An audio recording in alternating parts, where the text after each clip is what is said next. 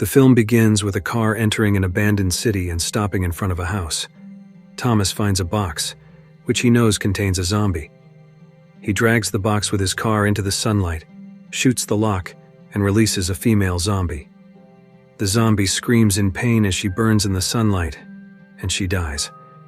In this movie, we learn that the zombie's weakness is sunlight, but we still don't know the cause of the horrifying outbreak. Thomas resumes his journey and stops at a building, seemingly searching for something. Upon entering the second building, he finds several bodies scattered inside. Thomas sees a woman standing, but when he looks closely, he realizes she is already hanging. Suddenly, someone behind him wakes up and attacks Thomas. Thanks to his fighting skills, Thomas is able to defeat the zombies that assault him. The scene shifts as Thomas, standing on top of a building, sees a car approach and stop at an intersection. A group of people spot a woman sitting and playing with a doll in front of the car. They get out to help her, but suddenly a gang of bandits shoots at them, and a gunfight ensues. One by one, the group is shot dead, leaving only one woman, Sam. The bandits capture her and attempt to assault her, but Thomas arrives just in time and shoots the bandits, killing them all. Thomas leaves Sam and the woman playing with the doll behind, but eventually Sam asks Thomas to join her. She promises him shelter, food, weapons, and ammunition. Although hesitant at first, Thomas decides to follow Sam. During their journey, they are attacked by a horde of zombies as night falls. Sam radios her group to open the gates, and they work together to keep the zombies from entering their safe haven. As Thomas, Sam, and another person run toward the gate, they occasionally fire at the zombies. The group inside helps by shooting the zombies as well, allowing Thomas and the others to get through the gate. Inside, Thomas notices something different about these zombies compared to others. Sam also observes this. Once safe, Sam tells Thomas that her companions died during a gunfight with the bandits. The group begins to suspect Thomas, but Sam diverts their attention by informing them she found a plane that might still be operational. Frank, the group's leader, forces Thomas to hand over all his weapons and locks him in a room that has been modified into a makeshift prison. Ethan escorts Thomas to the room and tells him that both his father and he were police officers before the outbreak. His father was a lead investigator in many important cases. Ethan also reveals that the different zombie they encountered earlier was the leader of the zombie horde in the area. Then Thomas is haunted by memories of his beloved wife. Suddenly he is startled by a loud noise. It's Sam, standing outside his room. Sam tells Thomas about her past when the outbreak first started and asks him what caused all this. There are many speculations about the horrifying events, but in times like this, such details no longer seem to matter. Sam asks Thomas about what happened to him because she has noticed how focused he is on the leader of the zombies. It turns out that the leader had killed Katie, the woman Thomas loved the most. Thomas vows to avenge her death at any cost. As one of the guards patrols the upper floors, he hears a strange noise. When he goes to check, he finds a zombie standing behind him. The scene shifts to Ethan, who is monitoring the CCTV. Some cameras appear to be broken, and suddenly, they hear someone screaming. The group rushes to evacuate everyone. Thomas, witnessing the chaos, tries to break out of his locked room. Several zombies attack, but the group shoots them down. However, one zombie attempts to break into a room filled with children and women. Thomas arrives just in time to kill the zombie, and Frank and the others witness the event. Afterward, one of the infected individuals asks Frank not to execute him in front of his daughter. Frank obliges and takes him away before shooting him in the head, doing what had to be done to prevent further casualties. The next morning, they plan to head to the plane Sam mentioned. However, they face a problem. The gate won't open due to a blockage. When they exit through the front door, they find that several cars are piled up, preventing the gate from opening. Their plan to leave is thwarted. Thomas suggests they kill the leader of the zombie horde, which would cause chaos among the other zombies, allowing them to escape. However, this plan creates internal conflict as it puts their lives at risk. Despite the disagreement, Thomas assembles a group for the mission, including Chris, Ethan, Vlad, and Drew, while the others search for vehicles to reach the plane. They eventually reach an abandoned hotel where the zombie horde is sleeping. They plan to set explosives near the exit to trap the zombies. but for someone to place the explosives, they would have to walk through the horde, which leads Drew to volunteer for the dangerous task.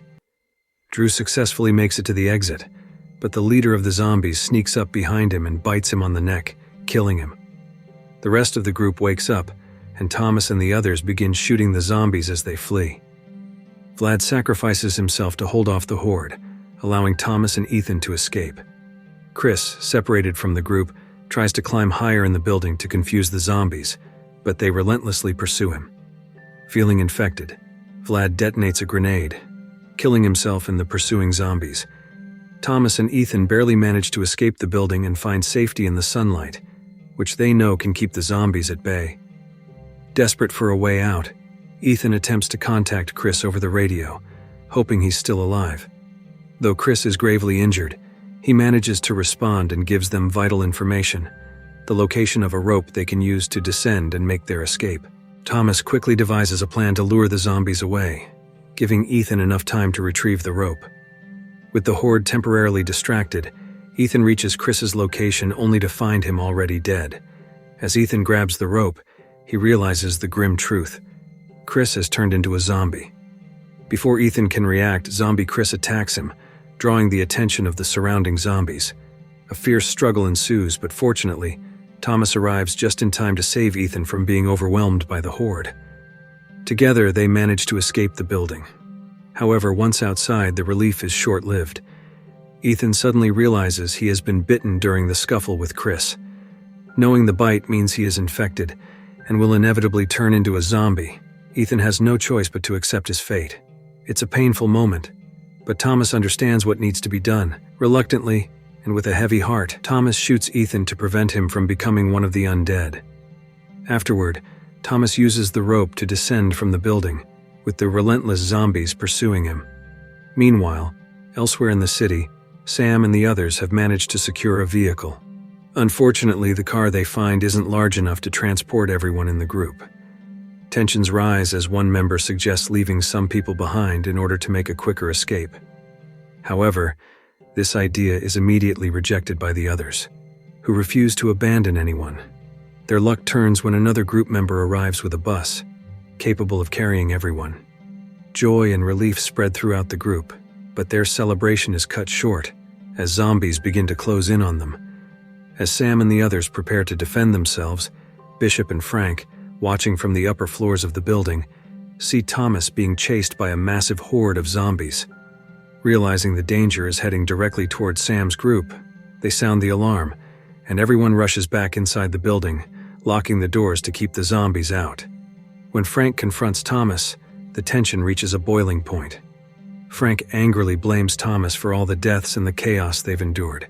Thomas, though visibly exhausted and wounded, firmly denies leading anyone into danger, pointing out that it was their choice to fight the zombies. The confrontation threatens to spiral out of control until Sam steps in to mediate. With her level-headedness, they come to an agreement to focus on finding a solution rather than tearing each other apart. Meanwhile, the individual who had earlier acted selfishly is still alive and trying to make a break for it. Thomas, monitoring the situation through the building's CCTV system, comes up with a risky plan. They will use this person as bait to draw the zombies away. The plan is set into motion, and although it works, the man is ultimately surrounded by the horde. Cornered and with no way out, he takes his own life by shooting himself. With the zombies temporarily distracted, the group inside the building formulates a new plan. They realize that if they want to survive, they need to go on the offensive and kill the zombies rather than continue hiding. They decide to open the doors and face the horde head-on. A fierce and bloody battle erupts, and despite their best efforts, the group is slowly overwhelmed. One by one, they begin to fall. Burton and his girlfriend are the first to die, their bodies torn apart by the relentless undead.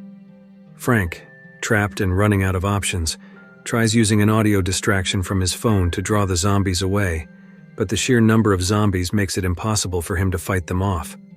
His strategy fails, and he too finds himself cornered. At this point, only Thomas remains to face the zombie leader, who is stronger and more resilient than the others. In a desperate move, Thomas tries to stab the zombie leader with a knife, but it proves useless as the leader seems impervious to such attacks. The two engage in a brutal hand-to-hand fight, with Thomas on the verge of defeat. However, just as things look dire, Thomas spots a staircase leading to an upper floor with a door at the top. He races up the stairs with the zombie leader in close pursuit. As the zombie leader grabs him, Thomas unlocks the door, revealing a way out. Sunlight. The harsh rays of the sun flood into the room, and the zombie leader, now exposed to the light, begins to burn. Thomas watches as the zombie leader's body disintegrates in the sunlight, the powerful zombie reduced to ashes. Exhausted but victorious, Thomas looks down and sees Sam and the others waiting in the car below. Sam offers Thomas a chance to join them, but he declines, his mission unfinished. Driven by the need to eliminate the remaining zombies and avenge those he lost, Thomas chooses to continue his fight alone. With a heavy heart, Sam and the group drive away, leaving Thomas behind to face whatever lies ahead. And the film ends. If you like this video, don't forget to subscribe. Because by subscribing you have supported me to make better videos. See you in the next video.